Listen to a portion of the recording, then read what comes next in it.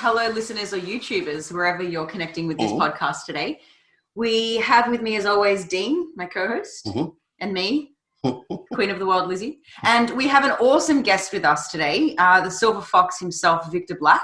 I like that. Have you been called a Silver Fox before? No, but I like that. I'll have to insist on being called that from now. Yeah, you got to put it on your business card. It's very. Yeah. Or maybe we can take your logo and move it to Silverback.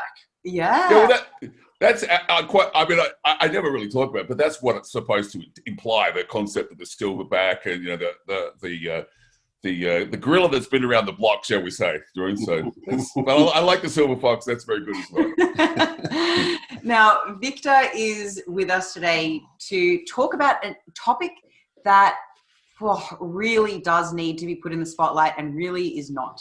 But before we get there, Victor, do you want to give our listeners a little intro to who you are, what you do, and why you do it, for those who might not be familiar with you?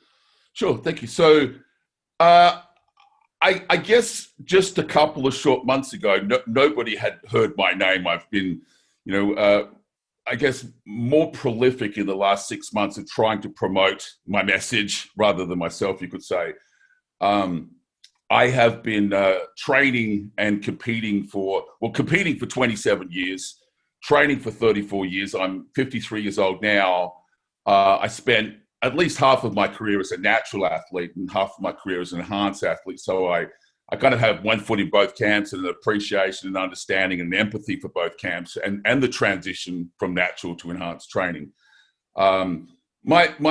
My core message, the reason I started to become more and more proactive in promoting myself and my message, is I wanted to try and give something back to the community, give something back to the tribe about what I've learned over the last 34 years about the safer application of enhancement practices. I think it's fair to say that the TRT, HRT community is very well served today in terms of educational, informational content for guys who are using testosterone at what we would call replacement dose. Yeah, there's a number of voices that provide very good quality and credible information to support that community. I think it's probably fair to say there's also been voices, shall we say, over the decades that have, tried to provide education to the more ambitious of us, you could say, those people that are prepared to raise their risk profile into what I would call the unsustainable. But my message is really for those people that are interested in doing this, that have a great passion for doing this, and are interested in trying to get the best possible outcomes they can with the least impact on their health, resulting in ultimately longevity. How can I do what I love to do for the next 35 years? As I said, I'm 53, and unashamedly, I have no intention of retiring. I will be doing this for the next 20 years as well. So really, that's my core message about enhancement practices, being very transparent about what we do, why we do what we do, and how we can do it in a manner that is, I don't like the word safe. I think that's disingenuous. I think safer is a better word. Whenever we talk about these types of drugs, you have to adopt some level of risk once you cross physiological barriers. And once you talk about polypharmacy, but even talk about what those risks actually are, and probably more importantly, how can we mitigate them? What can we do to mitigate the risks of those drugs through our own practices? Absolutely. I've had a few moments in the last few weeks last few months, like you said, that you have been more prolific on Instagram, and I just had another moment now where. I'm assuming, I believe you are familiar with Broderick Chavez, who's out of America. And, Absolutely. The funny thing was when Liz and I first came into contact with Broderick, and I was doing some mentorship stuff through him, and he came out to Australia, I thought, this is a guy that knows a lot of stuff, who hasn't quite just managed to get his face in front of the right people. And I think he'll get really busy once the Australians hear him. And the other cool thing about Broderick is he had a really, really good way of talking about pharmacy, pharmacology, I should say. Really good metaphors. Really good metaphors, good delivery, right? And then, but he was very much of the message of, I'm going to go hard, and if I die at 40, I'm happy. Completely different. But then in the last few months, it's been similar. I actually remember seeing you on a forum a while back, and you and I were on a similar post saying similar things. And then there was just a bunch of numbskulls basically replying, and you went, fuck this, I'm out. Like, I'm done. Like, I've tried my best, but fuck this, I'm out. Because the only thing you prove when you argue with an idiot is that there's two idiots. Yeah. Yeah. Yeah. But now I did confess I've been there many times. I've been the idiot many times myself. I've consumed hundreds of hours arguing with idiots. Don't worry. So. But yeah, there's like almost like an inverse sort of appearance from you in regards to how you've spoken about that, because you're kind of like the Australian version of Broderick in regards to the level of knowledge of application and both also theory, I believe, from my understanding of you. It's a compliment. You have a very good way of talking about it, which I think is awesome. And it's probably at the stage now too, where you're about to hit that phase where people are starting to recognize, except you go the safer use model. Not that Broderick is the dangerous model, but he doesn't mind a bit of danger, you know? Yeah, if I can comment about Broderick, because quite unashamedly, he runs a membership site where he provides educational information on this. He gets my $11. I think it's $11 a month. I pay $11 a month. He gets my $11, worth every penny. You know? Yep. I will be honest with you. I don't necessarily agree with everything that he says, but that's not the point.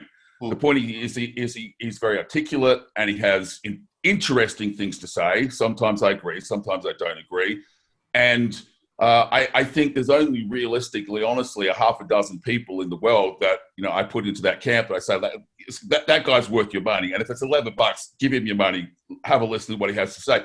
Even if you don't agree with him, one of the things I credit Broderick with doing is he makes me think. Every now and he says something and I have to go away and have to rethink my position and go, I don't agree with you, Broderick, but just the fact that he makes me question my opinion is worth my time and my money, and my time is worth far more than I give him in terms of money, as far as I'm concerned. To sit down and listen to a podcast for an hour is worth more to me, because I have to, that's an hour of my time. I like you, I bill out at my clients at greater than $11 a month, obviously. So absolutely, a very credible voice and someone I think people should absolutely listen to. Yes, I do agree our messages are similar in some degrees and different in other areas, but certainly someone on my reading list, let's say that. You offer some education in masterclass. Yeah. As well. Yeah. Yeah. I have a membership site. I guess in a similar spirit. It's a little bit different, but yeah. I mean, I'm sure you appreciate. I think you guys run a membership site as well, don't you? No, we've considered it. Our bread and butter is one-on-one coaching, and we have some courses in the woodworks, but I wouldn't exactly consider it a membership site. And we did a research review thing at one stage, which was kind of cool. Okay. Like, you could be a member to that. You could get some coaches' reviews of certain research pieces every 2 weeks. Research isn't sexy though, Victor. Yeah, it's just. I will be honest with you. I have, and even I shouldn't say this, but I'm sure when you consider that we had talked about millions. I'm not exaggerating. We're talking about millions of users of these compounds today, millions.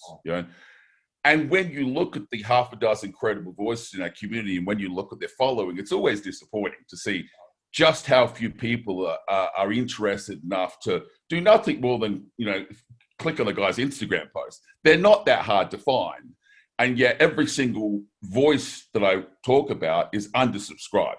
There's nobody out there that is, overwhelmingly, like, everybody's listening to what they have to say. Every single voice that I listen to is massively, massively undersubscribed, which says more about the community than it does about those individuals, in terms of, it's really not a community in a wholesale sense that is interested in research and is interested in the underlying technical discussions. Yeah. And so I try to be the bridge between those two things, to have one foot in the evidence-based community and one foot in the practical application, and try not to be too dry, and try not to be, I guess, spend too much time. Like, you can spend hours and hours and hours down the rabbit hole of clinical evidence and literature for very small effect. So I try to be the bridge between those two communities to the best of my ability. Yeah. He's a pharmacology superhero. Oh. Not all heroes wear capes. You mentioned having 1 foot in application, 1 foot in theory. May I suggest having a third foot in posting nudes, which will definitely get you the following. Honestly, I don't think anyone wants to see me nude except my wife, maybe. I just think that when people take photos with their shirt off or slightly sexy, their following just shoots up, and it just seems to matter so much more how you look than what you know, and it's very disappointing. That, you know what, the funny thing is that I actually agree with, I mentioned to you before we started the call that we're all learning, everybody's learning, and what I'm learning at the moment is how to do social media marketing. Yeah, and I agree with you. I create what I think are fabulous posts that are like, to me, if I had access to someone that was feeding this information to me 25 years ago, when I would have, I shit you not, I would have wet my pants, you know, that such a resource exists. And then, you know, today, you know, people are more interested in seeing what I look like with my shirt off than, you know, some really insightful, you know, post about the application of these drugs. So I do agree with you. It is frustrating. But the good news is, the thing that keeps me doing it is, it's what I call one mind at a time, or one heart at a time. I find that if you can connect with an individual, they tend to become very loyal followers, and then the next one, and the next one, and the next one. And over the last, you know, the last few years, my following is very small, but it is slowly growing, slowly, and hopefully in, you know, another 5 or 10 years time, we will have reached a tipping point where it will become, you know, more common than it is today for people who want to educate themselves about the application of these compounds, rather than just, you know, dive in where angels fear to tread, as it were. Yeah. What I love about our audience, your audience and Flex Success's audience, is the people that follow us are following us for our content to learn. Whereas somebody that might have 500,000 followers, they're just adding photos to their wank banks and not really making any dent in anybody's education or upskilling. So even though we might have a smaller following, I think the lives that we impact in a positive way are greater. And the fan is a raving one too. Yeah. They're very invested in your message, so they're not going to leave, like you said. Because I love your post, Victor, and that's all that matters. Thank you, mate. I appreciate that. But let's get into that's reason enough to keep going, right? Well, I'm your one mind today. Job done. Maybe you can win Lizzie's heart by the end of it. Cool. We'll see how we go. Let's start with the safer model. Can you talk us through that, and then we'll work our way into female ped use? Yeah. So I think it's fair to say that there's a number of ways you could approach the application of these. Let's call it performance and image enhancing drugs, if you will. I think most people follow the more is better model. I think the get big or die trying method, mindset is dominant in our community, right? But it's also fair to say, well, even if we just look back over the decades, I think it's fair to say that the dosages that we've seen being used by bodybuilders has slowly been, getting bigger and bigger and bigger over the years. The risk reward model that people are prepared to take seems to get bigger and bigger and bigger. I remember when I first started, 1,000 milligrams of testosterone was like, ooh, that's a scary amount of testosterone. And yet today you see individuals who are, like very much novices starting out on their journey, taking doses, that are approaching, in 10, 15, 20 milligrams per kilogram of anabolic steroids. I guess the message there is there has to be, if you just think about it logically and rationally, there has to be a middle ground somewhere between HRT practices, okay, and outright abuse. There just logically has to be. So if we look at pretty much every single dosage response study that's ever been done on a hypertrophic agent or a growth promotion agent, when, right out the box, basically, you have, like, if you have a series of graded doses, you start to see performance advantage even, at very small doses. And that improvement very often is measured by improvement in body composition, lean body mass and fat loss, escalates as the dose escalates. But as I like to say, more works more, but more hurts more. So if we reference, there's an overly or an infamous series of studies that was done on graded doses of testosterone, where they gave a cohort of men so much testosterone over a time frame, and we saw response. It's fair to say that even the guys that were taking, 300 milligrams of testosterone a week saw an improvement in body composition. Now, not to the same magnitude as the people that took 600, or not to the same magnitude as someone that took more again, but they saw an improvement, okay? So it's just logical to say, surely beginning with a discussion, not ending there, but beginning with a simple discussion of what if I do nothing more than take my existing levels of endocrine hormones that we know have some correlation or relationship to outcome, and do nothing more than bring them up to, what I would call, the upper levels of physiological range. Okay, so a simple example would be if men, we'll talk about men for a moment, if men have a testosterone range that ranges from, say, 200 nanograms per deciliter to, say, 1100 nanograms per deciliter, and individuals fall within that range, naturally there's an inter-individual genetic variation. That means that you get different. If you did nothing more than said, look, I'm going to take that guy who has a level of 200 or 300 nanograms per deciliter a day and simply bring him up to what is still plausibly natural, not cross that physiological barrier, there is a performance advantage to be had, and at the same time a very, very small risk attached to that, because we are still operating within the boundaries of that human physiological range. Mm-hmm. Okay, so the safer use model, if you think about it from that perspective, is simply saying, well, we can start off with TRT, and we can slowly titrate the doses of these drugs up, initially up to a threshold of physiological range, and then at a level just outside of physiological range, then we can keep going and keep going and keep going, where we're looking for a relationship between the therapeutic benefits of using these drugs and balances against the toxicities of them. We don't need to use, we don't need to set ourselves at 5 times the natural level of testosterone to get an outcome. And so this is the argument. If you go online and you talk to people about, the starting level of drugs, most people today are still saying, you need to start on 600 milligrams of testosterone a week. Now, I don't know whether people know this or not, but that would place you, 3 or 4 times over natural range of TRT. If you did nothing else than, say, take an individual who's a healthy young man who's eating well, training well, has good sleep management and stress management practices in place, and double his existing testosterone range today. Whatever is today, let's just double it, okay? That is probably still within natural range for some men, okay? And he's going to start his journey at that point. He's going to start to see improvements in body composition at that point, but with, you have to be honest, with a very, very, very low risk threshold. So the entire safer use model says, there is a knob that we have that says, 0 to 10. It's not a button you press that says on and off. So I like to try it in terms of explaining, like, whenever I start someone off that's a first time user of these compounds, we literally just start by titrating their dosage of testosterone up until the maximum expected or predicted physiological range for a natural man. Let's just put him in the top percentile, 1% of men in the world at testosterone. And almost every individual you'll see will begin their journey towards being the best version of themselves by that simple act.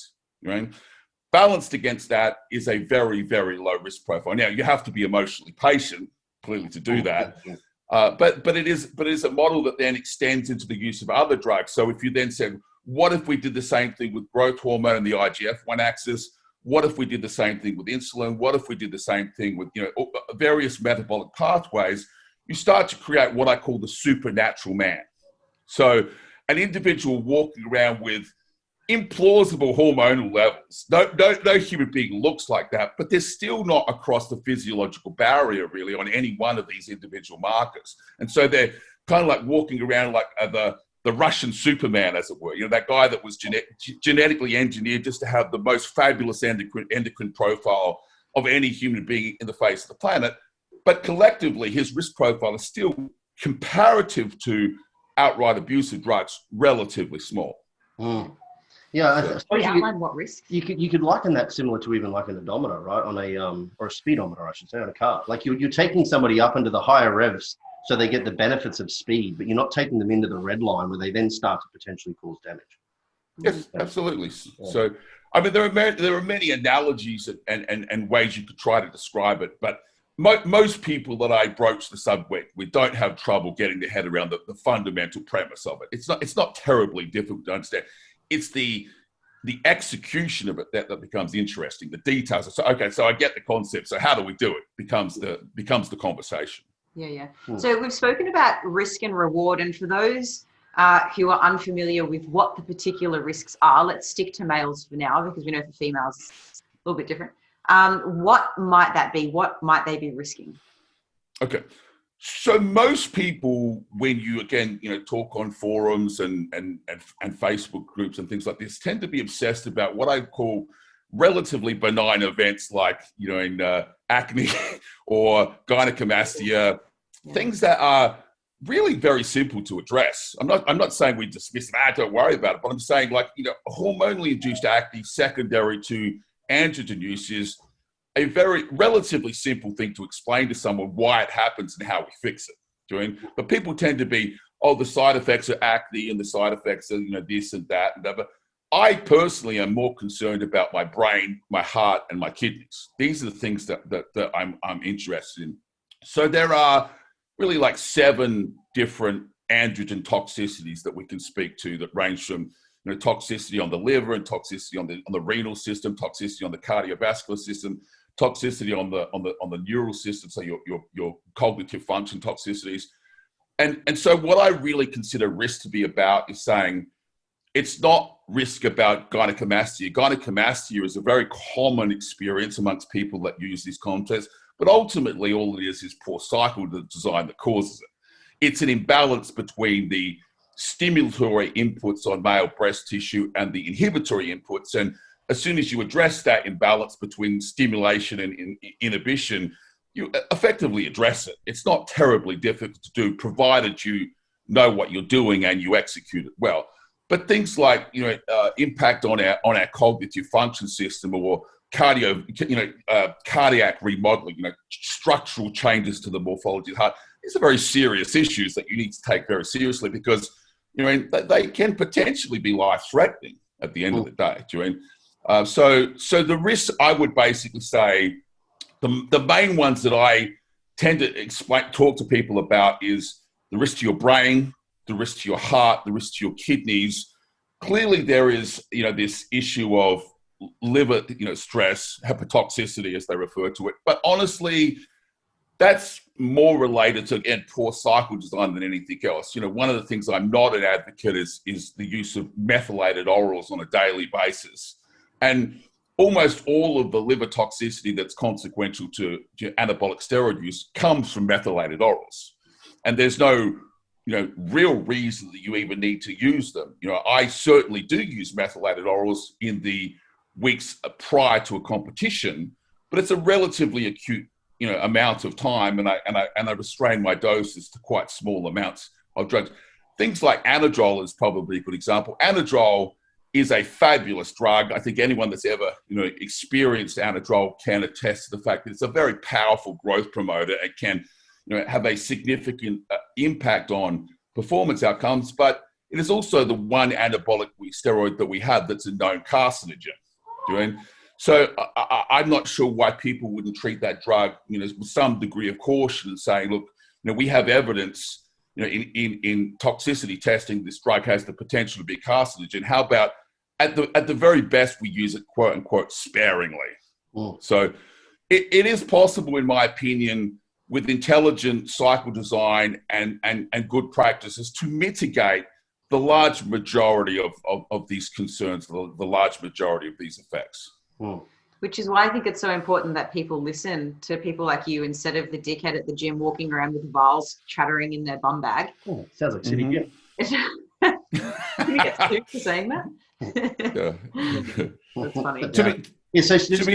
I was going to say, for a quick clarification there, so when we're talking about that safer use model, we're talking about both an escalation of dose consideration, but also a compound-specific consideration. Are there any other considerations within the safer use model that we've missed out on those? I would say for men, no, but for when we talk about women, it becomes very interesting, yes.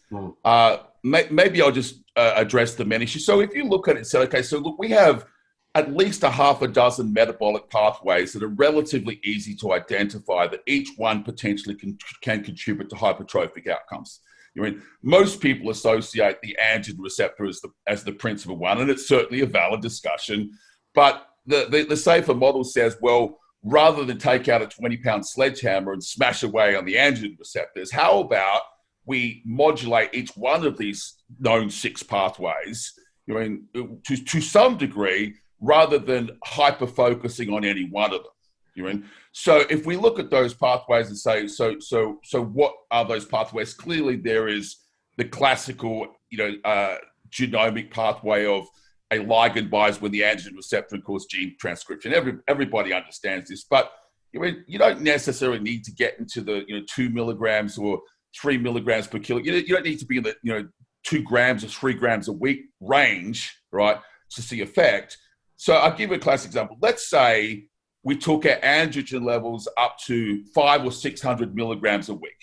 I think that if you choose compounds carefully, the 500 or 600 milligrams a week is I don't again like to say safe, but it's not a tremendous amount of stress on human physiology.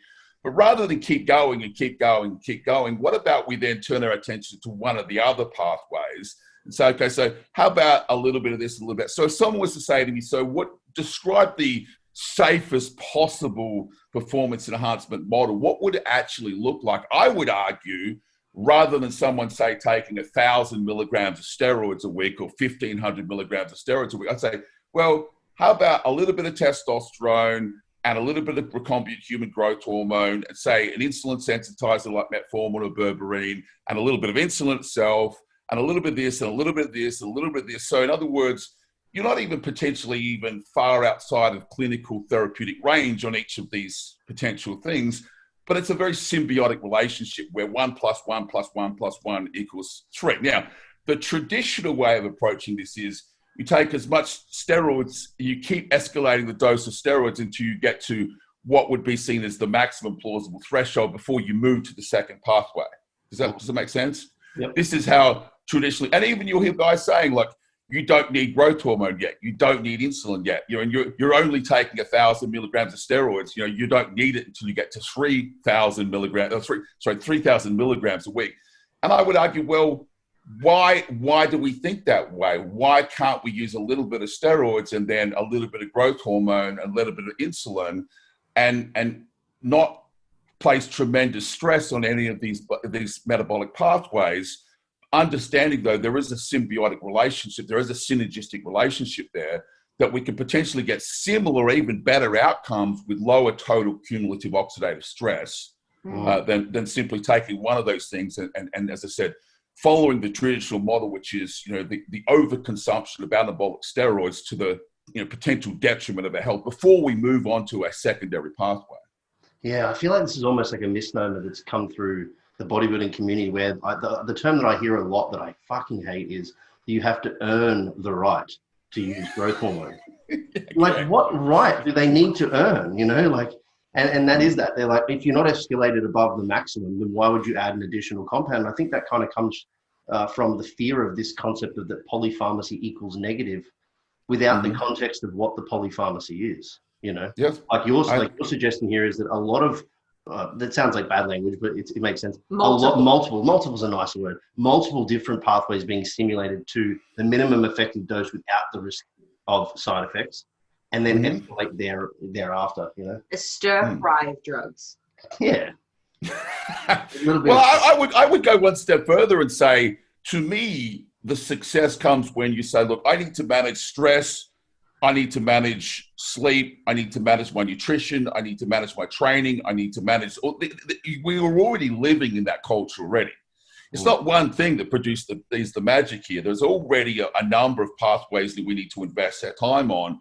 And so if you think about it, it's really not counter to our culture to say, well, androgen receptors over there, and yet we have estrogen receptors over here. And the stimulation of the estrogen receptor is a hypertrophic pathway in its own right. So, why would we not consider estrogen as a potential performance enhancing tool, in its own right, sort of thing? Instead, we have these people say, well, estrogen is bad. We need to crush estrogen and we need to force as many androgens in the system. We go, well, if you understand, these pathways, you understand there is absolutely merit to having, gene transcription at the estrogen receptors, because that will directly contribute to hypertrophic outcome in its own right, even if you don't, stimulate the androgen receptor. So we look at the androgen receptor, we look at the estrogen receptor. we look at growth hormone, we look at insulin, we look at insulin sensitivity, we look at this, we look at this. It's almost like the best analogy I think that resonates with people is we're building a race car. When you build a race car, you don't buy a $500 piece of shit and try and wedge the largest turbocharger you can under the bonnet. That's not a race car, that's a Hoonmobile. A race car, you upgrade the brakes and the steering and the suspension, and you go through the thing and you upgrade all of the different systems, right, that you can potentially upgrade, even by a relatively small margin. And if you do it intelligently and in a well-constructed way, you'll end up with a machine that will outperform the Hoonmobile and last many times longer. Sure, the Hoonmobile might take off from the lights real fast, but it's going to grenade itself some way down the line. And that's really the approach of saying, we're just going to use quote unquote steroids. I go, no, I'm going to build a race car. I'm going to put better suspension and better wheels and better tires and better brakes and better cooling system and by a relatively small amount, I'll upgrade these things. And you over there, you're going to buy a Toyota Corolla and you're going to get the biggest turbocharger you can and wedge it under the bonnet. That's not a race car. So you're playing the long game.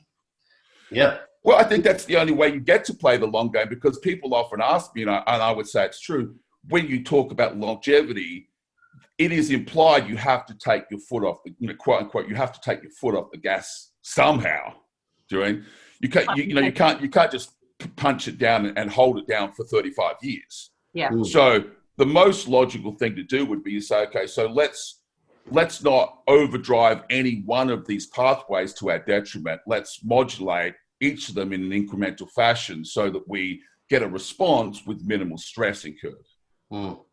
With that comment in mind, Victor, would you then propose that it would likely be safer to do a longer and extended, lower but well-controlled cycle repeatedly over time, as opposed to doing a shorter but extremely heavy cycle that requires a lot more braking at the end?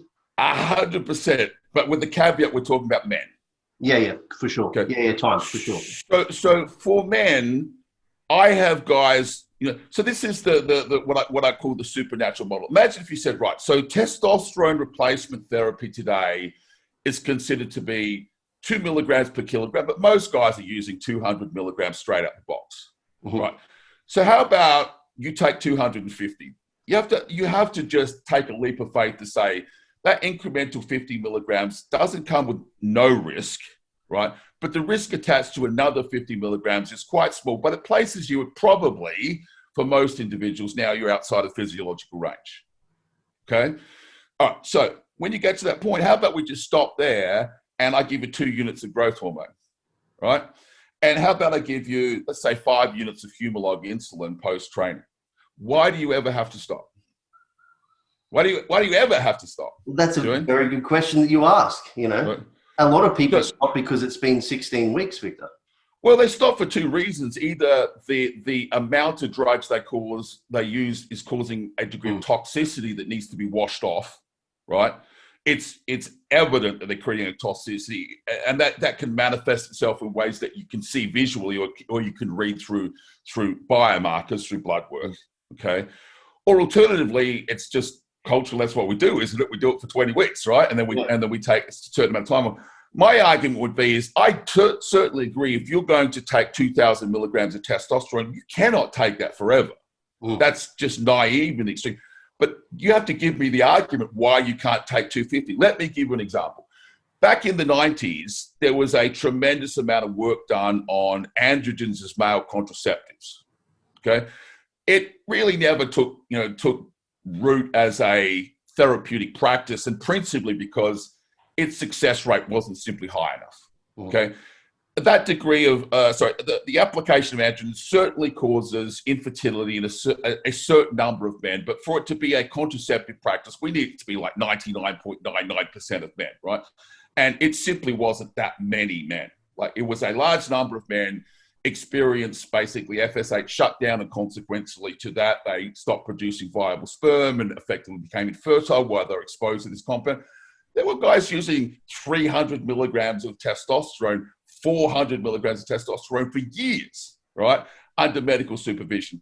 It's very different than looking at 2,000 milligrams of drugs a week and say 250. So I go back to my original point. If you said all right, so 250 test, 2 units of growth hormone, a little bit of insulin, like 5 units of human insulin. Now, I'm not going to lie and piss in anyone's pocket, say that's never going to get you to the Olympus stage. Let's not fool ourselves. But we're talking about most recreational users want more than natural, okay? Just those 3 things are going to improve your recovery, improve your performance, improve your body composition, and allow you, coupled with a good nutritional program and training program, to at least make progress from the natural store. There's no rational reason, provided you have biomarkers and health screening to support that. My blood pressure is great, my blood glucose is great, my echocardiogram supports this, my blood work supports this. There's no real reason why you ever have to come off at that level. Now, obviously, you don't need to stop at that level either. You can keep going. Well, what about 300? What if I put another 100 milligrams of Master on the table? And what if I did this? And what if I did that? So I guess the whole discussion becomes, it's not a digital switch we turn on and off. It's a sliding scale that it is quite plausible that smaller amounts of a greater number of drugs applied very effectively mean that you create a situation where you're walking around as a supernatural man and you don't have these periods of very high elevations of exposure risk and then interceded by the need to take breaks, as it were. And the truth is, if you think about it also through practice, most of the guys that blast and cruise, when you actually look at their cruise, they're cruising on that anyway. Yeah. Do you know what I mean? They don't come down to physiological levels. They're taking, I'm sure you know who Jordan Peters is. He's a very high profile. He's very transparent. I appreciate his honesty. His cruising dose is kind of what, more than what we're talking about. So even when he, quote, comes off, he's using more than that. Right? It's so funny. Dean and I joke about off or off. Yeah. Because guys are like, yeah, I'm off. And then when you're asking them like about their off, they're like, no, I'm not off. I'm just off the other ones. Correct. Yeah. So, I mean, this kind of earmarks the concept of, again, that Rogers put forward is this longer, lower, and slower. Sure, absolutely. And the thing that I love with what you're talking about here is that you're looking at actual biofeedback and biomarkers to determine the impact of the drugs that you're utilizing. And that there may be the opportunity for an extended time of use if the situation allows for it, because you're appropriately choosing the appropriate compounds. Correct. So it's obviously there's some framework that needs to be behind this. One of the frameworks I would say is, I tell people, look, we have so many drugs available to say you should be using approved for human use drugs. Why are you fucking around with veterinary drugs in 2020? Yes, I'm empathetic. In the 1970s, you probably needed to use them because that's maybe all you could get your hands on. But today, we have so many drugs available. I don't like methylated orals, not because they don't work, because they cause unnecessary stress for really very small return. I do want to put one caveat on that thing, because it does come up a lot, and I completely agree. So when people say, well, how much? The answer is really simple, and the answer is enough. In other words, right, even when it comes to like training volume, I'm coming off the thread, but hopefully you'll appreciate what I'm going. People talk about how much training volume. At 53 years old, I do enough training volume to realize my goals and no more. Why? Because even if you exhibit perfect form, every single rep you do, when you're talking about 30, 40, 50, 60 years of training, it's like mileage on a car. It adds up, okay? So in other words, I do enough volume to realize my goals that I set for me, okay? No more, no less. If I did less, I wouldn't be seeing my goals, and what's the point of doing more than I need? Right? I'm not a professional athlete. I don't get paid to do this. It's a hobby, and I want to be doing it 20 years from now. Why do unnecessary volume? Why do unnecessary anything? Why would I spend 80 hours working a week if I can realize an income and everything I want for 40 hours a week and spend the other 40 with my family doing things I like to do? Why do more than you need to do is the point I'm making, right? Mm-hmm. So whether you're talking about training volume or whether you're talking about drugs, the answer is how much do you need to do? You have to do enough. So in other words, for that guy over there who's just starting out on his journey, who has a very good genetic response to these compounds, okay, it's that much. And for that guy over there, it's this much. But the point is that we start off a relatively small amount, what I would call clinical dose, right? And gradually and slowly titrate up on a needs basis. As we need to titrate, we titrate. So that we are constantly and relentlessly moving towards our goals, whatever they happen to be. This is not the way people plan drug cycles. They arbitrarily lay down a dosage based on some recommendation from a guy down the gym. That's what he used, rather than this is what I need to fulfill my goals. Now, if I find an individual who has good sleep hygiene, who has good stress management, who trains hard, and I watch him, and that guy says, look, I need, like I said with Jordan Peters, he's a very large man, right? If he says, look, I need 400 milligrams a week of androgens to maintain my current tissue mass, I have tried to lower it down and I cannot hold my size at that point, great. Doing. But what I would argue is that that dosage is different for almost every individual on the face of the planet. And you should figure out what that need is for you and then use that amount. And by all means, I'm the first person to say is, why would you spend the time and the money on that we do in this community and everything we invest in it to be held back from your goals for the want of another 100 milligrams of drugs? Put them in by all means, but don't put them in unnecessarily. Don't put them in when they're not needed, because all they will do is you're spending money and you're creating stress unnecessarily. Okay. And let me close that statement off with one last thing. What it takes to maintain tissue once you have acquired it is vastly different to what it takes to create it. Okay. So at 53 years old, I walk around about 260 pounds off season, right? We all just kind of went through the difficulties of COVID period. I think it was a very enlightening experience for a lot of people. The amount of training volume that you need to do to maintain existing levels of tissue. I mean, you think about just food. From a food point of view, literally that means maintenance calories, right? So I need maintenance calories, I need maintenance volumes of training, and the amount of drugs that I need to maintain tissue mass is much, much less than I need to grow, right? So the whole premise here is by following this thing saying, I don't know necessarily that I need to get much bigger, but if I wanted to add 5 pounds of tissue, I can, because I don't walk around in a state of perpetual stress on my body, unnecessarily taking drugs. If I wanted to add 5 pounds of tissue at my training age, everything, the stars would need to be perfectly aligned. Okay. My sleep, my stress, my food, my training, my drugs, everything would need to be perfectly lined up. It's not that it's not possible to do, I do it. And I'm all for that. And if someone said to me, look, I need to raise my risk profile to realize that goal, I would go, great. My whole premise though, is most guys that are using these drugs do not think in these frameworks. They're given cycle plans by some guy down the gym based on, well, that's what I think the pros use, or that's what I think you need, as opposed to, look, I've sat down and I've worked out a way of, slowly titrating my dose over time, finding out what stimulus I need for me as a genetically unique individual, and adding dose on a as required basis to realize my goals. That takes a bit of work though, and people would rather be on Tinder. It's funny you said it, because I had a consult with a guy like 3 months ago, and he told me he's like 24 and 750 megs a test. And I was like, why 750? And he goes, oh, the guy who I used to get my help from said that's what the big guys use. Okay. I was like, cool. But this is the mindset. This is the common mindset, correct? Yeah. But you're not playing with Barbie dolls here. We're playing with our own bodies. It's like, if it's not worth putting your energy into your own longevity, what are you going to put your energy into? Well, I suppose, and this is a good little segue into the topic that we really want to discuss, which is, pharmacology in women, because there's a far bigger risk profile, obviously, for women. And one of the things that I mentioned before being time, you said that you wouldn't attribute the same rules and time to a woman. So what are some of the things that I think you think are worth talking about when it comes to women in pharmacology? Well, let's start with a far bigger risk profile, because some of the things I'm going to say, I do understand they are extremely controversial, right? So I expect people to hear what I have to say and go like, oh, I don't agree with that.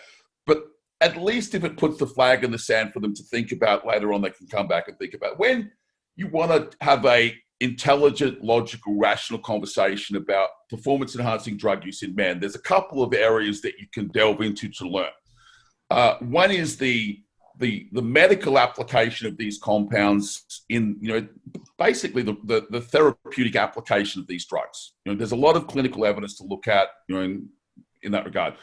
There's also a lot of information with regards to what we call age-related hormonal decline. So in other words, testosterone replacement therapies and the such like, for treatment of hypergonadism and even sarcopenia, and there's all sorts of information. But the fascinating thing is, a lot of people say, well, there's almost no information for women. And I completely disagree. In fact, the opposite is true.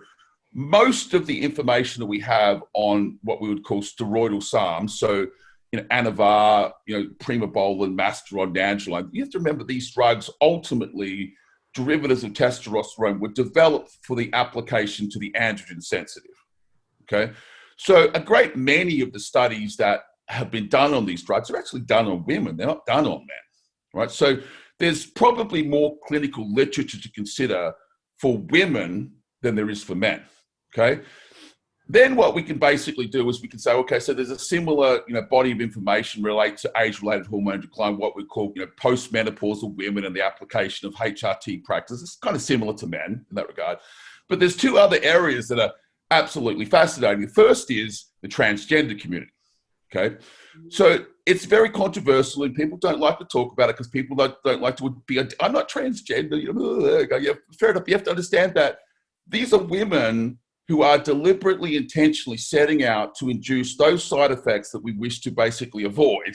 What better cohort could there possibly be to study than transgender women? This does this, right? So there's tremendous amount of information about what does what to transgender women, okay? Now, the challenge, of course, is you have to be open-minded enough to be willing to read it and understand it. But then when you talk about risk, sorry, go on. Put my hand up like I'm in class. We're talking about women transitioning to a man, right? We're not talking about so women who were born as a female, let's call it, the wish to be identified as the male sex, right? So they're deliberately trying to create male secondary sexual characteristics like facial hair and changes of body composition, these sorts of things, right? And the drugs they use are the drugs we're talking about. That's how they do it, right? So we have these bodies of information that we can look to and say, well, that's not what we want, right? So we better have a look at that. We better pay close attention to what those guys are doing, and whatever the fuck they're doing, we're not going to do that. Does that make sense? Absolutely. Right? For sure. Now, the great thing is we don't have that in men. There is no group of men out there fucking themselves up so we can look at it and go, we won't do that. Do you know what I mean? Yeah. So what a fabulous body of information. But again, when you ever hear this, nobody talks about this body of information. Now, what does that body of information tell you? Apart from those cosmetic appearances, right, which may be deemed to be undesirable, understood, right? It's not less safe for women.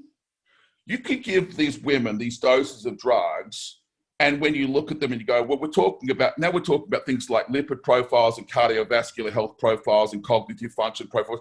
You're talking about, if you mean it's not as safe for women from she's going to grow hair and she's going to look like a man perspective, I understand. The risk men have is you could fucking die. Do you know what I'm saying? So when you say it's less safe for women, you mean superficially, really, in the grand scheme of things. It's a superficial discussion. Those women want to look that way. And so the medical community, their doctors are willing to raise their androgen levels to help them look that way. It's not affecting their health. It's not giving them renal disease. It's not giving them heart disease. It's not giving them cognitive function. They're growing hair and they look like men. Right? So when people say safe, let's clarify what you mean by safe. Do you mean cosmetic? Because men that fuck it up can die. Right?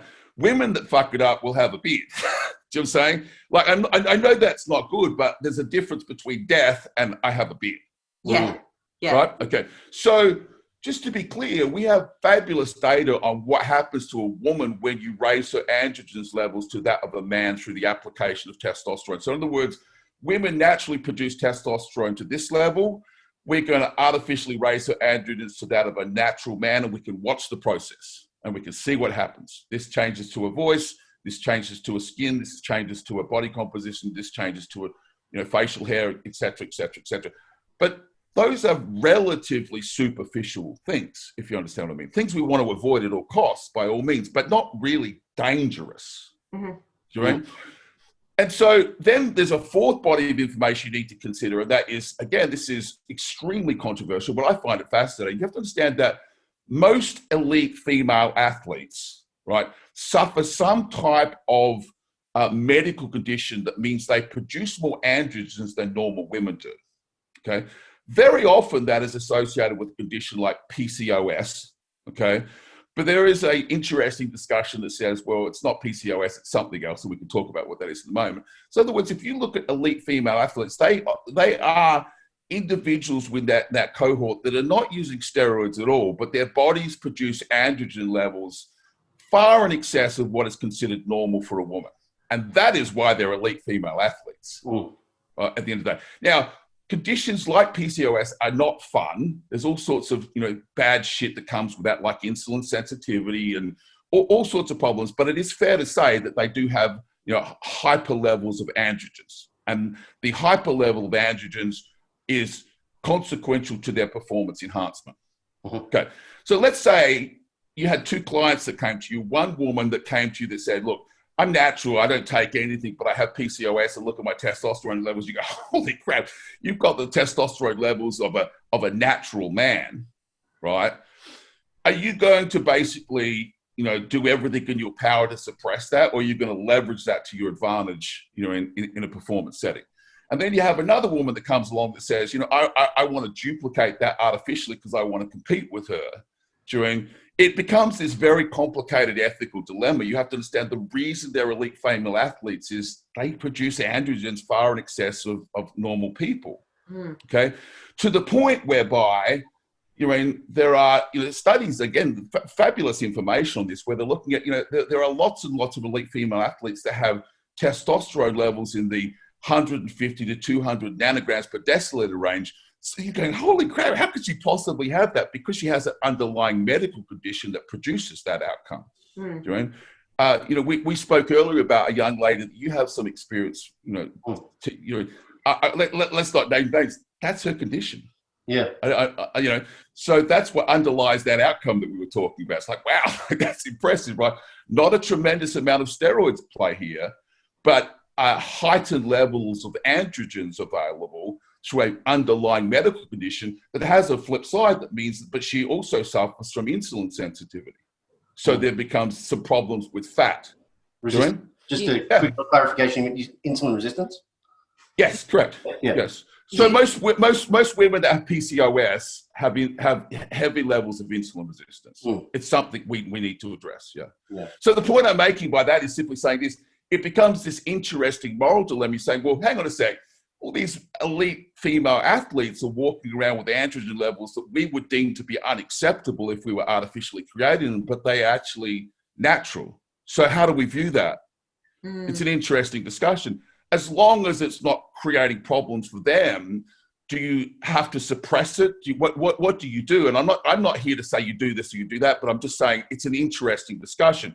And the thing that makes it most interesting in this, there is an argument that says it's not PCOS at all. Actually, that heightened level of androgen outcome is consequential to their training in a prepubescent state. In other words, the things they did when they were young caused them to produce those levels of androgens today. So they created it artificially. Right. Okay? The chicken situation. Yeah. Yeah, so it's this interesting thing. They've done levels of androgens on ballerinas. Ballerinas are famous for working very, very hard when they're very, very young. And later in life they have a lot of heightened androgen issues, which start to cause feminization problems. Which you can imagine is this great paradox because she's a beautiful ballerina, right? But her activities as a young athlete, as a prepubescent athlete, have caused her to have outcomes of heightened androgenism later in life, right? And now she's starting to lose that feminine outcome, but we actually created that with no drugs. Yeah. Right. So it's this fascinating conversation. I guess the point I'm making though is, just because, someone says, okay, women should have this level of testosterone level, is there a difference if they produce that naturally versus whether they create it, artificially? And who determines what's acceptable for them or not? Because a lot of female athletes that I know, they see themselves through different filters. They're not Barbie dolls. They see themselves as empowered, powerful women. So who sets the benchmark for what is and isn't acceptable? And I find the whole conversation absolutely fascinating. But the big blanket that lays on top of all this, women are exquisitely sensitive to androgens. You only need very small levels of androgenic increase to see very significant changes in physiology outcome, okay? And so therefore, it's a very interesting and complicated thread, and there's a thread you can pull on that talks about the supernatural woman, as we were talking about the supernatural man. The challenge is, in my opinion, in this community, recommendations for performance outcomes are so agricultural that people are still living in the world where, well, all I do is take Anavar, and it's so far off the full conversation. I find it interesting. My personal approach to women and PDs is this, and that is there are a significant number of hypertrophic enhancement tools that we have that do not cause male secondary sexual characteristics, okay? So we begin with those, right? And we leave androgens to the last cab off the rank, okay?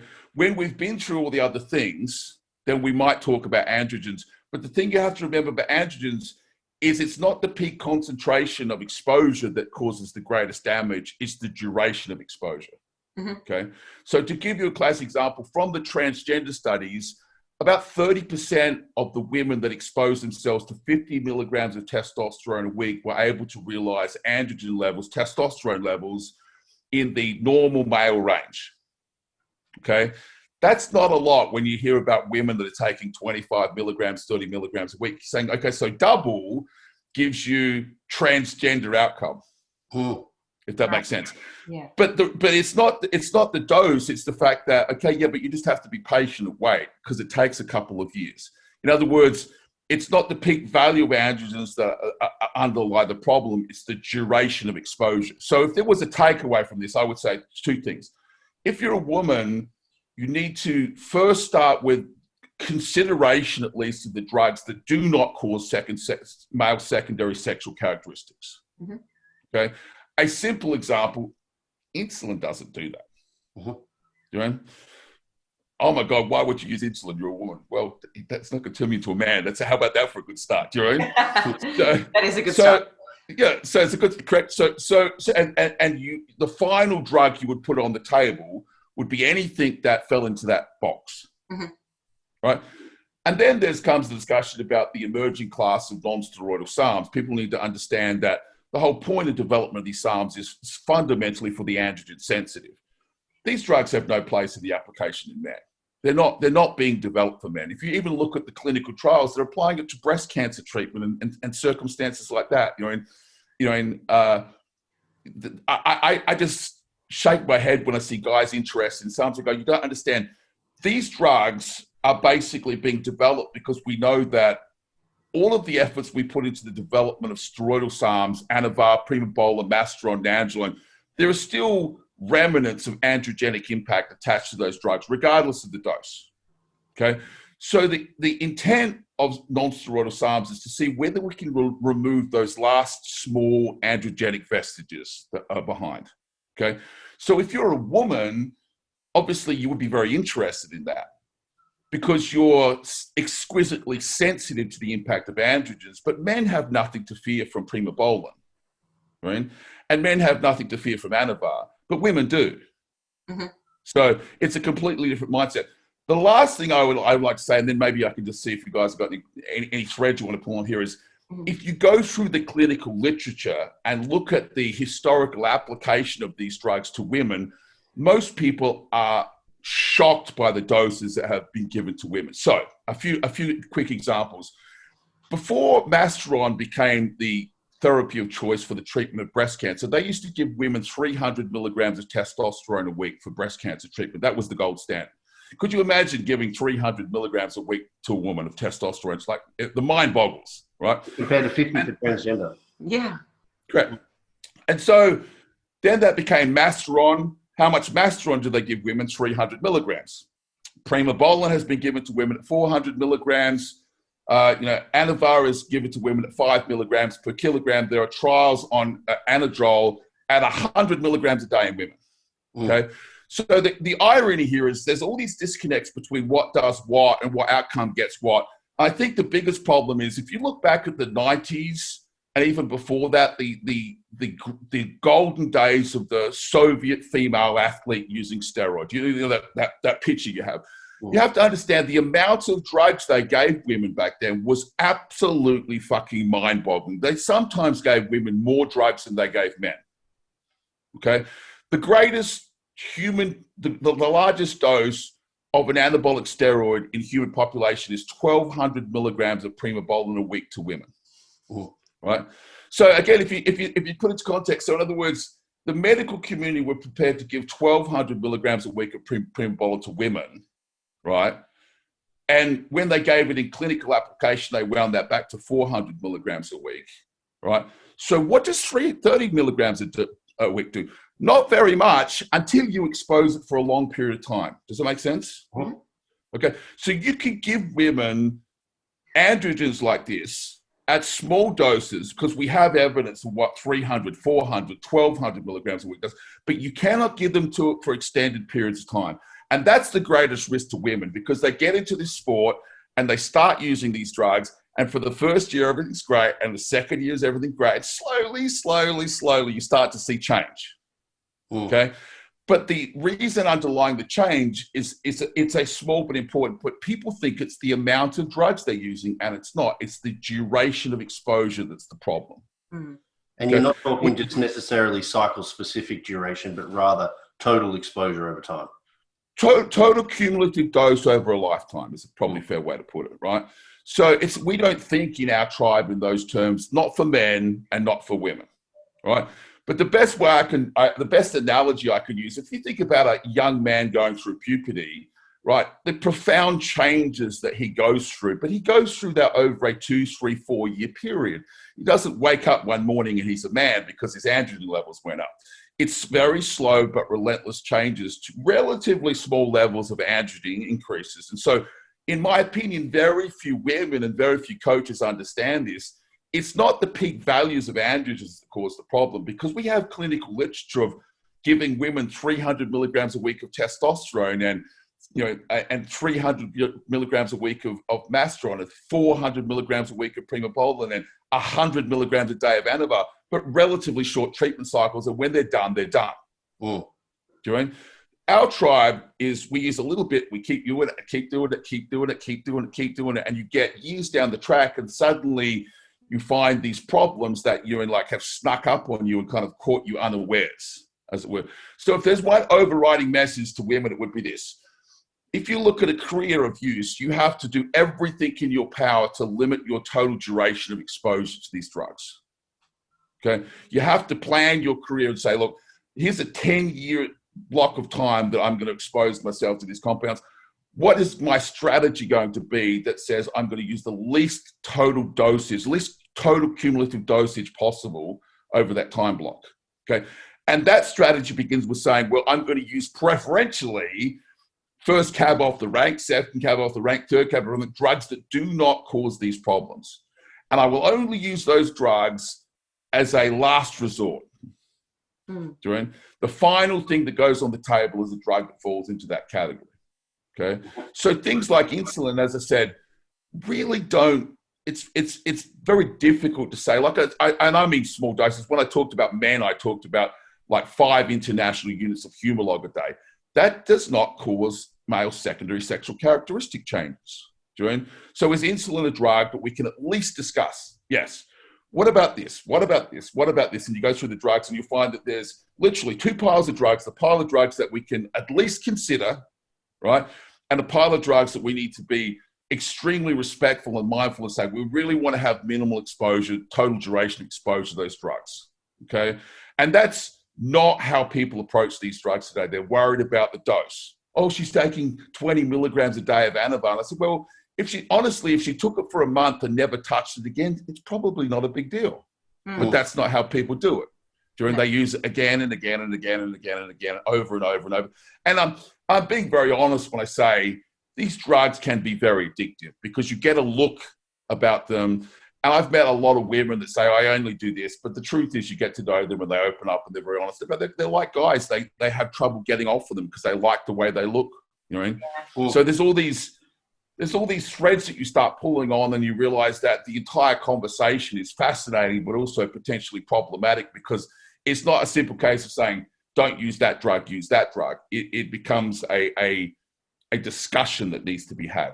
Yeah, that's a really interesting point you bring up about people feeling like, I'm not going to say addicted, like people get addicted to heroin, but addicted to the way that they feel, and they can get, men and women, wrapped up in the identity of looking like a physique athlete. And if you let yourself go, it's almost embarrassing or shameful, or you feel like a fraud because you now, attach your identity to being this stage lean, jacked person all the time. Which is only achievable in the presence of said pharmacology, which is the problem. Yeah. Correct. And that's particularly problematic if there's an income attached to it. Yeah. Right? Yeah. It's like very hard to, if not only you have an identity, but you have an income attached to that can be tough. Do you know? That can be tough. I know a lot of, more men than women, guys who've had health problems, kidney problems, things like that have, really needed to walk away from this lifestyle. And they struggled. They kept coming back, and their problems just got worse and worse and worse. And, they ended up in a far worse position than they started at, because they simply didn't have the self-esteem and the right mindset to be able to walk away. So yes, it's absolutely a problem for both sexes. For the purpose of enlightenment, because you are sort of casually just talking over the fact that there are quite a few opportunities of different or varying drugs that women could use that are non-androgen, non-impactful to the androgen status of them as an individual.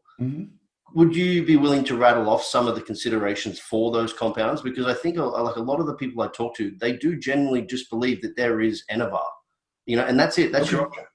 And I think a lot of people miss out on the opportunity, at least to know that there are available compounds. They don't necessarily need to know how they work. That's a conversation to basically have a consultation with someone like yourself. But rather just that the opportunity is available. Do you mean under the banner of anabolic steroids, or do you mean in totality? I mean compounds that are non-androgens. Okay, so let me just make a statement about anabolic steroids first, if I can, and then I'll jump onto that list. Okay, it's kind of important that people understand that really from when testosterone was first synthesized back in the 30s, that the researchers realized that if they were going to apply these drugs for therapeutic benefit to androgen-sensitive individuals, they needed to try and bias the anabolic androgenic ratio, right? So all of the drugs that we know of, nandrolone, masteron, primobolan, anavar, anadrol, winstrol, all of these drugs came out of that pursuit. It was about trying to, either increase or at least hang on to the anabolic component, right? And then play down, diminish, whatever adjective you wanted to describe the androgenic nature of it. So all of these drugs, you would basically say, have the therapeutic index of less than 1, which basically means they are classified as steroidal SARMs. They are effectively tissue selective to a greater or lesser degree, right? So in my opinion, anavar and primobolan are probably the least androgenic of these compounds to women. But again, this is dose dependent. You take enough of these compounds, you will see an androgenic impact. There is still a vestige left there, right? So the current generation of SARMs, as I said to you before, are trying to pick up that thread and pull on it. So that would include drugs like ostarine and the other LGD433 and drugs like that. So if I was a woman, you would really begin your conversation with saying, okay, so I should put the steroidal SARMs on a piece of paper, because they certainly have a place. I should put the current generation of non-steroidal SARMs on a piece of paper. They certainly deserve a discussion. There are absolutely issues around, do we have evidence that they are clinically safe and effective over long term? And that's a discussion, but they belong in that discussion because, drugs like ostarine are in phase 3 clinical trials. In my opinion, that's close enough for us to at least be talking about them. Okay. I don't think it's fair to say, look, we have the same degree of safety and efficacy data we have with something like anavar or primobolan, but we have enough to have a conversation about ostarine today. Okay, and then what you would move to is the typical drugs like growth hormone. Is growth hormone, does that induce male secondary sexual characteristics? No, it doesn't. Growth hormone is used in male and female growth hormone deficient patients, and it is fundamentally given in similar doses without concern to these effects. Okay. Is it possible that there's adverse events associated with growth hormone? Absolutely, but they're effectively the same for men and for women. You can increase your insulin resistance but you don't create male secondary sexual characteristics at moderate doses of that drug. Okay, provided it's that drug. I should point out that it's important to understand that there is a question whenever you buy something from the underground lab. Did you actually get what you paid for? And that needs to apply to across the board. How do you know it is what it says it is, right? So growth hormone would be the first. Second, you would put insulin on the table with that. Drugs like metformin and berberine, in terms of insulin sensitivity, again, these are drugs that I'm quite bullish about. Something like a PPAR agonist. I don't know whether you're familiar with drugs like GW1516 and SR9 and telmisartan and things like that. These drugs, again, there's a discussion to be had about the good, the bad, the ugly. But the point being is they do not induce male secondary sexual characteristics. So for someone that says, look, I've made a decision to use GW1516, it doesn't matter if you're a man or a woman. That's a somewhat moot point, sort of. And then we have really all of what we would call the androgenic, agonists, like the clenbuterol and terbuterol and albuterol and all these sorts of things. Again, banned substance in the performance, in the WADA community because of the potential performance enhancing effects. And you could have a valid discussion about good, bad, ugly, otherwise, but they don't induce male secondary sexual characteristics. Interestingly, clenbuterol is a drug that is misunderstood by men because women are so exquisitely sensitive to growth promoters that you can give a woman clenbuterol and see a hypertrophic response you would never see in a man. It would just go unnoticed. And so it's a fair thing to say, look, if you gave a woman who's training her ass off as completely natural, if you gave her as little as 40 micrograms a day, would she have a competitive advantage in a natural bodybuilding show over other legitimate naturals? Yeah. And if she got caught, she should be banned because that's an advantage, right? I know natural women, and if she was competing against someone that said, it's just 40, don't worry about it, it's only 40, but no. It works, right? So again, those types of terbuterol, glenbuterol, the albuterol, that class of family, are things, the PPAR agonists. Then you get into things like injectable L-carnitine. I'm a huge fan of injectable L-carnitine. I think it's a massively underrated drug. Clearly, it needs to be injected because of the bioavailability issues and things like that. But again, this is a amino acid. This has no impact on male secondary sexual characteristics. So you could very easily end up with a list that says something like insulin, yes, growth hormone, yes, clenbuterol, yes, PPAR agonist, yes, and potentially even 5 milligrams of ostarine a day. Here, that the degree of male secondary sexual characteristics is very, very, very small by comparison to something like an anabolic steroid. So, hopefully that's enough, but there is a list of these compounds that need to be put on the table for consideration, Yeah, it's exactly what I was looking for, because I think, like I said, I think there's a lot of naivety around the potential for non-anabolics to drive hypertrophy in women. And they don't come at the cost of that superficial femininity that a lot of them have a problem with. Can I put another one down on the table? Sure.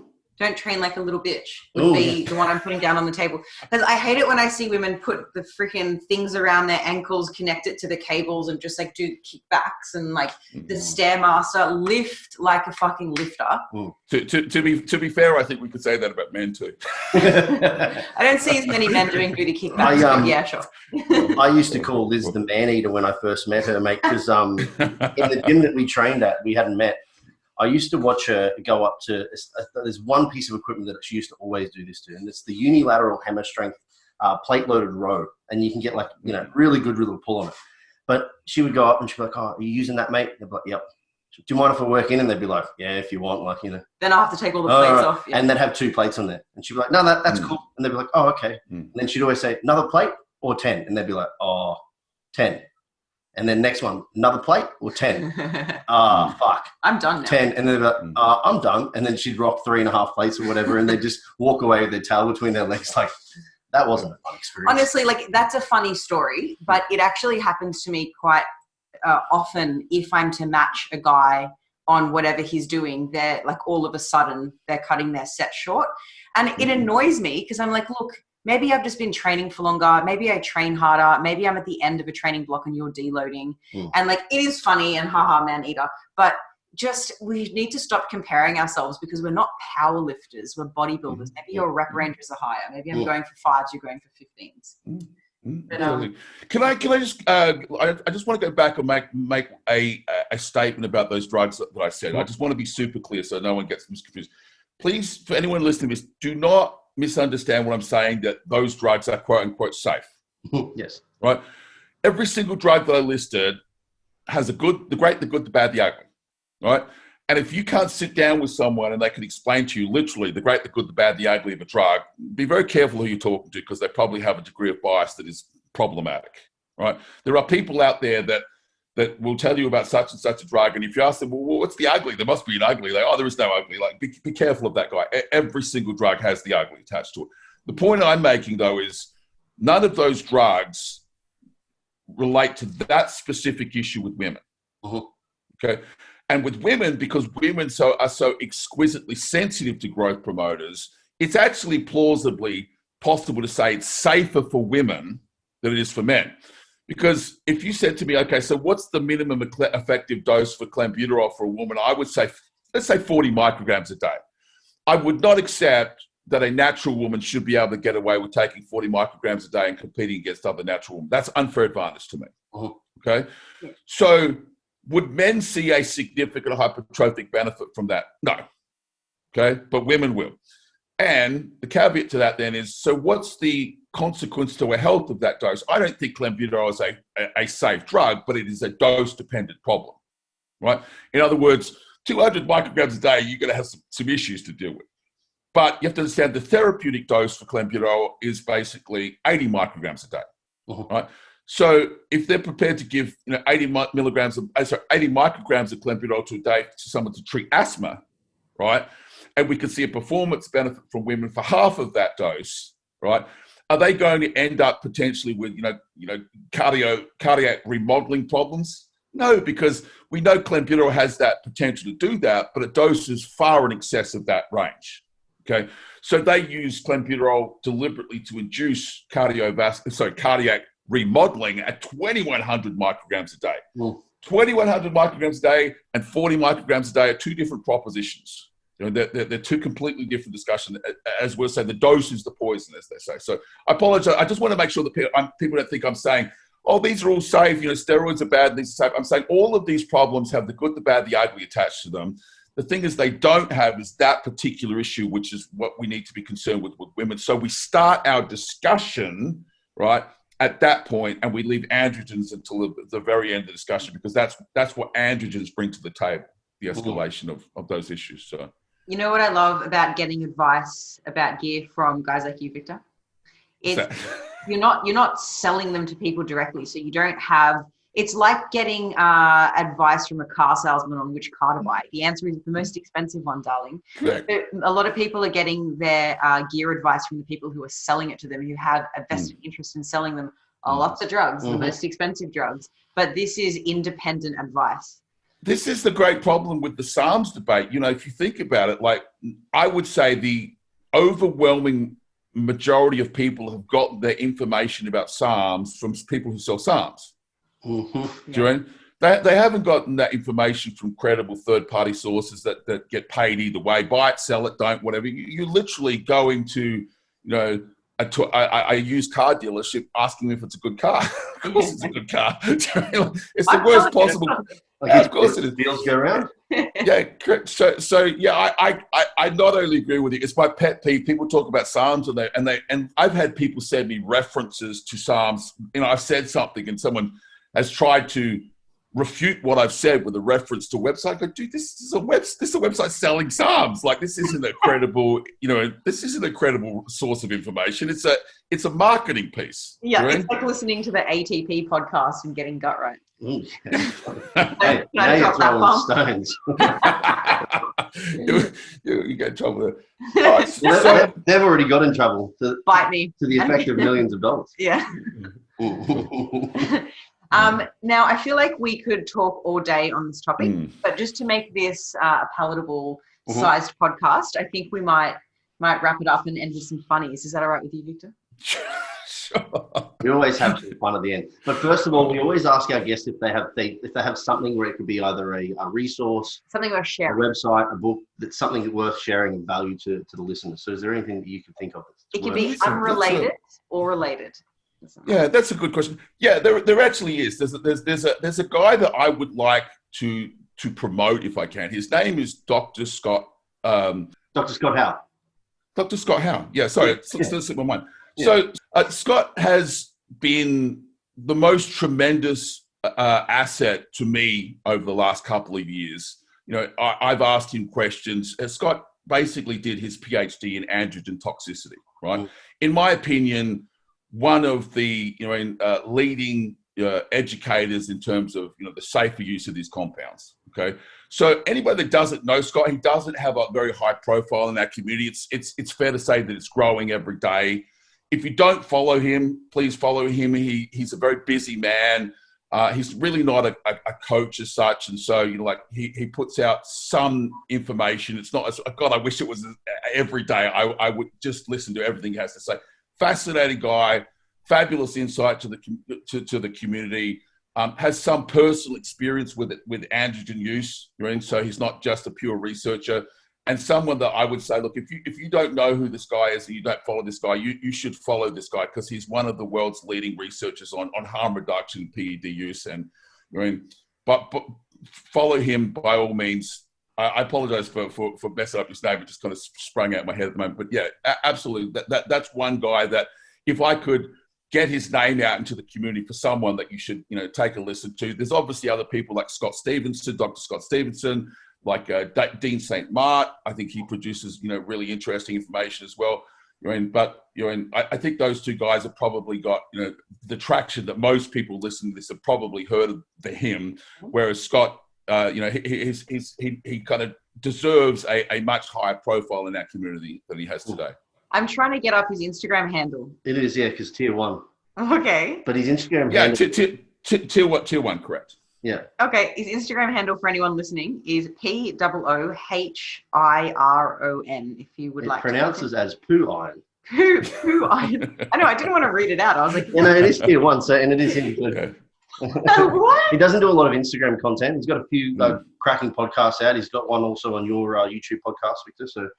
yeah, he's been on my podcast, and I'm hopeful to get him back a couple of times. He's one of these guys that if I don't have the answer to the question, he's one of my go-to guys. Like, can you help me out with something? So absolutely, and he provides harm reduction consultations and services to the community. I think he's just a tremendously undervalued asset in that community. So whatever support people can offer him, please do that. Yeah. Do you have something? Would you rather? All right. So would you rather? I've got 2 questions to ask you, mate. Mm-hmm. So, what's something you've changed your mind on recently?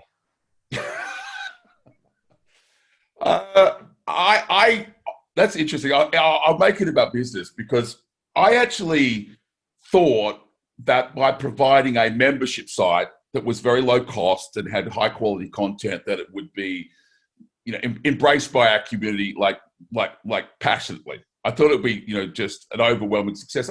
I'll be very honest with you. I have had to change the direction of my business because I don't think that we're at the point yet that people are interested in paying for educational information on this subject. So I thought we were ready, but I still think we're not.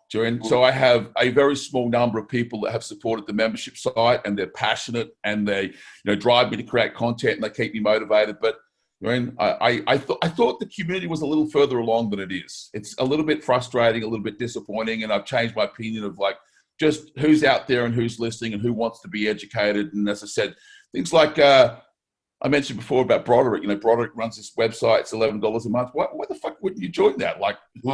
Anyone that's interested in using PEDs, why would you not give the man your $11? I set the price of my membership at the same price point at once. You would think that people just saw that and signed up. There's a certain amount of free content that you have to put out to the marketplace so people can see what you have to say, and then you have a back end for say. You would think it would be a no-brainer, but whether it's myself or Broderick or a number of other people in the community, they're always undersubscribed. And my thing that I've changed my opinion is I thought our tribe was a little bit more enlightened and a little bit more further along the path of wanting educational content than they are. I think we're getting there. Yeah. There's an interesting... Slowly. One mind at a time. One mind at a time, as I say. Sam Harris, what's his... Waking Up? Waking Up is his app, but he has a podcast where you can go in there, and if you want to do the long form podcast, it'll cost you a certain amount of money. Right, but if you go to the website, like a Patreon. Yeah, no, it's not Patreon, because Patreon take a certain amount of money, and he doesn't like that. So what he's done is he's basically said, hey, if you want to get all of my content, I'm just going to make a number up. It's $9 a month.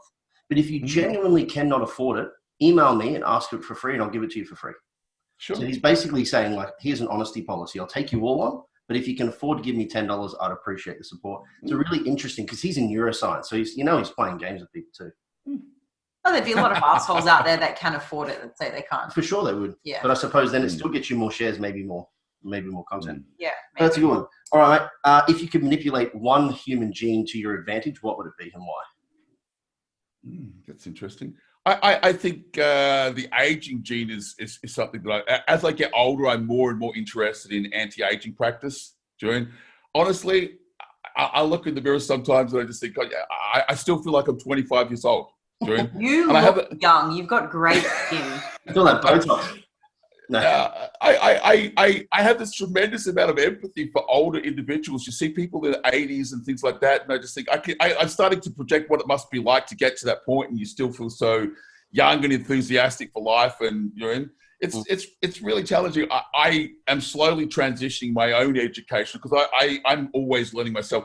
I'm slowly moving in that direction myself. So how do I keep this going for the next 30, 40 years myself? Some of the practice I participate in, I understand I'm pushing back against just the sheer volume of food that we consume in our tribe. And some of the practices aren't really conducive to those types of outcomes. Most people would be familiar with that. But yeah, very, very, very slowly, very gradually, I'm moving towards, cognitive function decline and anti-aging practices in general. And I think eventually we will get to the point where we can actually manipulate those genes, Joanne. Hopefully it will be within my lifetime.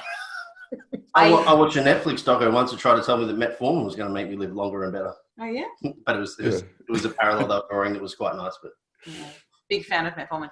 I recently finished a book called Homo Deus, which is the sequel to Sapiens, I believe. I don't know if you've read either of those books. I don't know either of those books, no. Oh, they're incredible. I'm gonna link them to you on Instagram. That'd be great. Homo Deus is Homo sapiens is a brief history of humankind. So how did we evolve to be where we are? And Homo Deus is a brief history of tomorrow. And it's basically saying that inevitably we're Homo sapiens now. We're going to merge with artificial intelligence and be immortal. And we will be so different then to what we are now to, what we were millions of years ago. We will be unrecognizable. And we just hope that the computers will be nice to us. Yeah, but we treat animals, like non-human animals, a particular way. And the concern in the book is that Homo Deus will treat Homo sapiens in the same way that we treat animals. In the same way. Yeah, because we look at animals as being like inferior and less intelligent and whatever, and we will be inferior and less intelligent, and they will be immortal. And that is the ultimate anti-aging. Immortality. A very interesting subject, and I honestly think it's in the next couple of generations this is coming. I'm old enough to remember like television with 3 channels and no mobile phones and dial-up internet connections, all that stuff. It's just we live in a different world in one generation. It's an extraordinary. It's what an extraordinary world we live in. I think it's fabulous.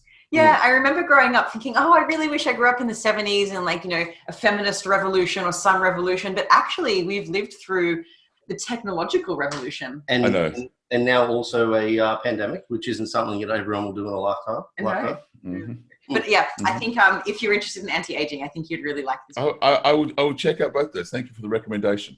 My pleasure. The pressure's on you. Would you rather? Would you rather? Normally we have a card game and we get one out of the hat. But I'll think of one on my toes. Would you rather never be able to use performance-enhancing drugs again, like as of tomorrow, cold turkey, or have to keep your beard and your hair on your eyebrows, but dye them bright purple? I'm definitely dyeing my beard and eyebrows purple. Absolutely. I think that would be a good look. No? You won't be the silver fox anymore. You'll be the purple fox. Yeah, but that'd be I think I might try that just to shock you. I reckon you could get away with it over there in Thailand too. There's an open tolerance to these things where I live, so that's all right. Okay. Well, I mean, otherwise you're just the normal guy with a grey beard. Now you're the huge jacked guy. I'll have to think of that. The purple beard and eyebrows. You get a pinstripe down the centre. Oh my God. Far out. Now, if people wanted to get in contact with you, maybe to talk about gear protocols or do a consultation, something like that, how would they reach out? Okay, so I run a website called Victor Black Masterclass, which is that membership site that I talked about. But I think probably the easiest way is if you hook up on the Instagram profile again, same username, Victor Black Masterclass as an Instagram profile. If they click on follow, I regularly post like updates and information and things I find insightful about the enhancement, the training, the nutrition aspects of what we do. So I appreciate anyone's interest in what I have to say. Thank you. Yeah. Easy to find, and the content is awesome. Mm-hmm. Cool. Thanks for coming on, and thanks for your time and sharing a bit of your brain with us. Great. It's been a pleasure, guys. I know I speak very quickly. I apologize if for any of the listeners if I spoke too quickly, but hopefully there's at least some interesting flags in the sand, things you can go back and think about and reflect on and see whether that challenges your existing ideas or not. And at any time you've got any questions, you're interested in this space and you would like to talk to someone and get an opinion on, I'm more than happy to come on the show if I can be of value. Awesome. Sounds great, mate. I'm sure I've already got more questions, so there'll be another time. Yeah. Be a Silver Fox 2.0 episode. You'll be the Purple Fox. The Purple Fox 2.0. Yeah, I'll try doing that. All right, thank you very much, guys. Sorry to come. Thanks very much, mate.